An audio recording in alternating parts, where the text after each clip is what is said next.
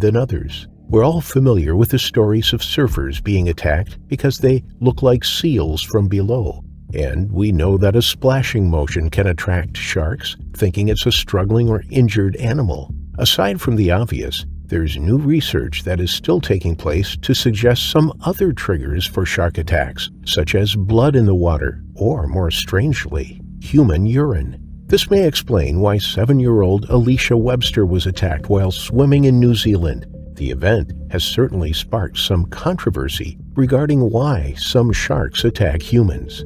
New Zealand is not exactly famed for its shark attacks, with the country having a low occurrence rate and only a couple of reports annually.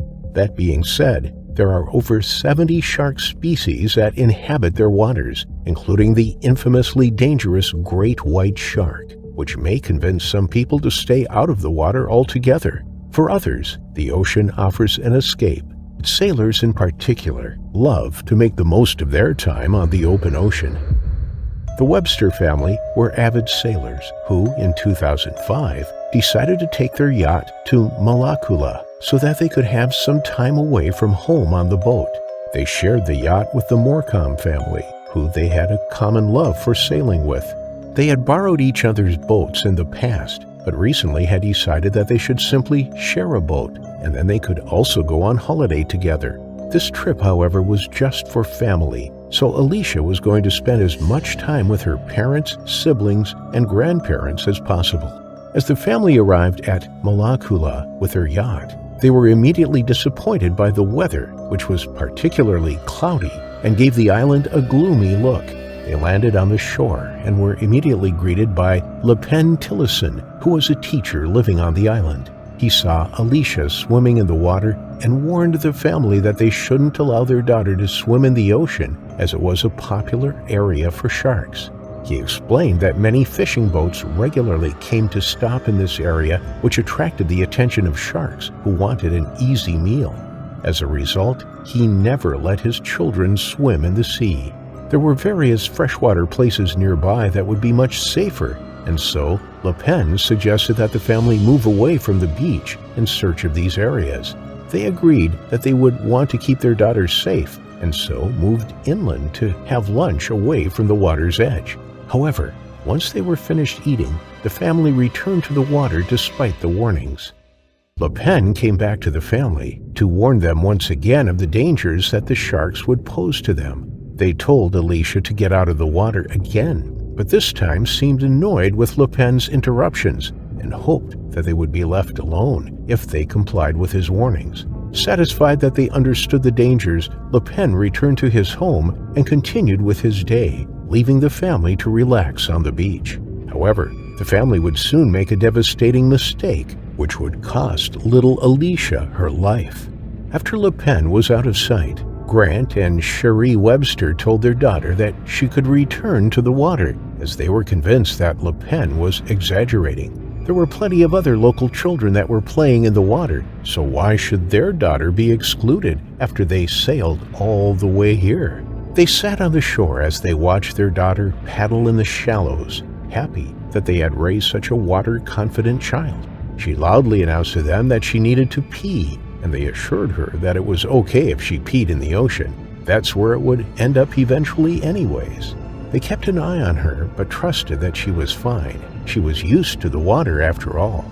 They were more preoccupied with the local children, who looked a bit scared about something, while quickly trying to get out of the water. The parents watched them with interest, but when they turned back to Alysha, she was nowhere to be seen.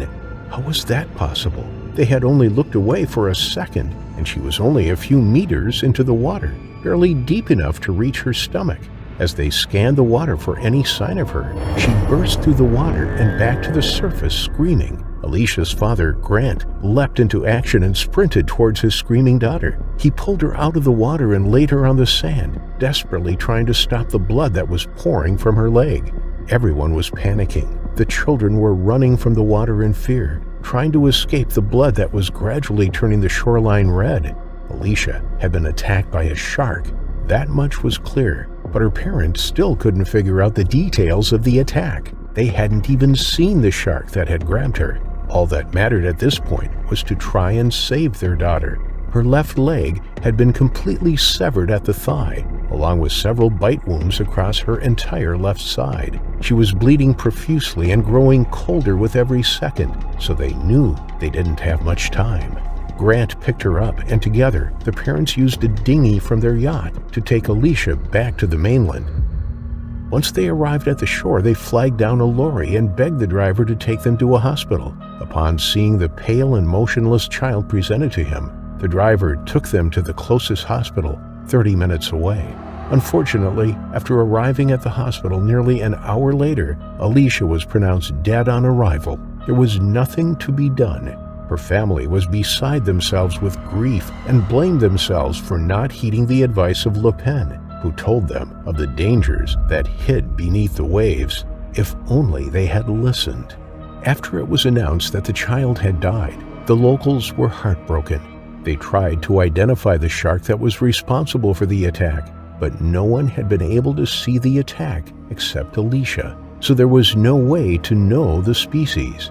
In the days following the attack, local canoeists reported seeing a large tiger shark patrolling the waters where the girl was attacked, leading many to believe that this was the shark responsible.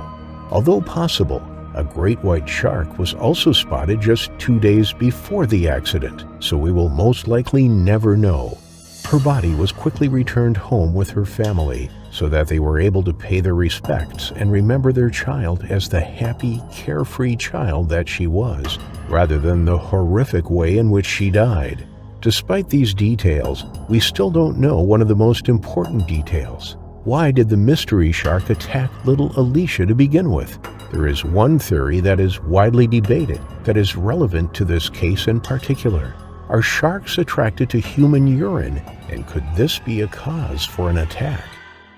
It is widely explained that while sharks are attracted to the scent of blood in the ocean, they are not as interested in urine, as it doesn't indicate that someone is injured in the same way that blood would. That being said, sharks have a highly developed sense that they use to hunt, meaning that they are high-tuned to any and all bodily fluids that may enter the water. So by urinating in the ocean, Alysha may have alerted the shark that killed her of her presence in the water, which led it to coming to investigate. Other swimmers reported feeling the shark pass below them without attacking them, so it is strange that the animal seemingly beelined to Alysha. If it was just hunting, then it would have attacked the children in the deeper water, as it would have been able to easily overpower them and drag them underwater while it waited for them to drown. Instead, it chose a small girl who was near the shoreline, where it would be a less effective hunter and risk beaching itself. As a result, this had led some to speculate that this shark was attracted to her urine in the water, although these claims are not backed up by scientific theory. Some would argue that urine would actually dissuade a shark from attacking, as it would interfere with its ability to smell blood, its main target. However, the attack on Alysha begs to differ, and her death serves to remind people of the mystery of shark behavior. Next time you swim off to pee in the ocean, you may be unknowingly attracting your final affliction.